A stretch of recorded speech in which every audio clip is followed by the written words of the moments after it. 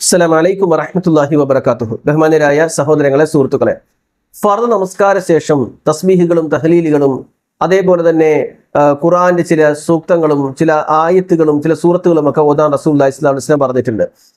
എന്നാൽ നമസ്കാര ശേഷം റവാത്തിബ് നമസ്കരിച്ച് ഫർദ് നമസ്കാരം കഴിഞ്ഞ് ഉടനെ എഴുന്നേറ്റ് റവാത്തിബ് നമസ്കരിച്ച് അതിനുശേഷം ഇതുപോലെയുള്ള ദിക്റുകൾ ചൊല്ലിയാൽ കുഴപ്പമുണ്ടോ എന്ന് ചോദിച്ചു കഴിഞ്ഞാൽ, ഓരോന്നിനും ഓരോ സമയം പ്രവാചകൻ പറഞ്ഞിട്ടുണ്ട്. ആ സമയത്ത് തന്നെ നിർവഹിക്കണം. അതുകൊണ്ട് തന്നെ ഫർദ് നമസ്കാരാനന്തരം ചെയ്യേണ്ട ദിക്ർ ദുആകൾ അല്ലെങ്കിൽ ഖുർആൻ പാരായണങ്ങൾ ഇതൊക്കെ നിർവഹിച്ച ശേഷമാണ് സുന്നത്ത് നമസ്കാരം നിർവഹിക്കേണ്ടത്.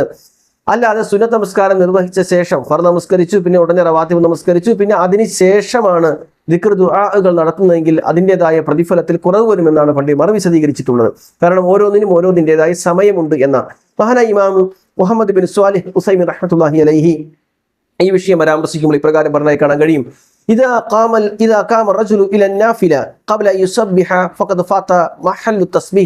ഒരാൾ ഫർദ് നമസ്കാര ശേഷം തസ്ബീഹ് ഒന്നും ചെല്ലാതെ സുന്നത്ത് നമസ്കരിക്കാൻ എഴുന്നേറ്റാൽ അദ്ദേഹം നഷ്ടപ്പെടുത്തുന്നത് തസ്ബീഹ് ചെല്ലേണ്ട ആ സമയത്തിന്റെ പ്രാധാന്യമാണ്.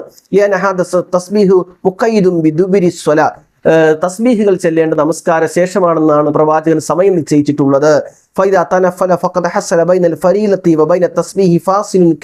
സുന്നത്ത് നമസ്കാരം എന്നുള്ളത് സ്വതന്ത്രമായ നമസ്കാരമാണ്. അപ്പൊ ഫർദ് നമസ്കാരത്തിനും സുന്നത്ത് നമസ്കാരത്തിനും ഇടയിൽ ഒരു സമയ വ്യത്യാസം ഉണ്ടാവണം, ഒരു കാല സമയം ഉണ്ടാവണം.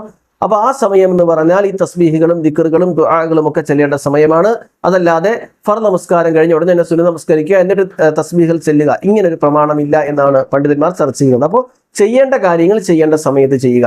ഇനി ചില പ്രത്യേക സാഹചര്യത്തിൽ ഇപ്പോൾ നമുക്ക് ധൃതിക്ക് എവിടെയെങ്കിലും പോകണം, അങ്ങനെ വരുമ്പോൾ ഫർദ് നമസ്കാര ശേഷം പെട്ടെന്ന് സുന്നത്ത് നമസ്കരിക്കേണ്ടി വന്നാൽ എന്താണ് ചെയ്യാൻ ചോദിച്ചാൽ, നമ്മൾ ഫർദ് നമസ്കരിച്ച സ്ഥലത്ത് നിന്ന് അല്പം മാറിയിട്ട് സുന്നത്ത് നമസ്കരിക്കുക എന്നുള്ളതാണ്. കാരണം ഒരു നമസ്കാരത്തിന്റെ തുടർച്ച എന്ന രൂപത്തിൽ ശൈലി വരാതിരിക്കാൻ വേണ്ടിയിട്ടുണ്ട്. ഇനി അവിടെ നിസ്കരിച്ചു എന്ന് വെച്ചിട്ട് ബിദഅത്ത് ഹറാമൊന്നും അല്ലെങ്കിൽ പോലും നമസ്കാരത്തിന്റെ 4 റക്അത്തുള്ള ദുഹർ നമസ്കരിച്ച് അതേ സ്ഥലത്ത് സലാം വീട്ടിയ ഉടനെ തന്നെ എഴുന്നേറ്റ് 2 റക്അത്ത് നമസ്കരിക്കുമ്പോൾ അതിന്റെ തുടർച്ച എന്ന രൂപത്തിലേക്ക് വരാതിരിക്കാൻ അല്പം സ്ഥലം മാറി നിന്ന് നമസ്കരിക്കുക.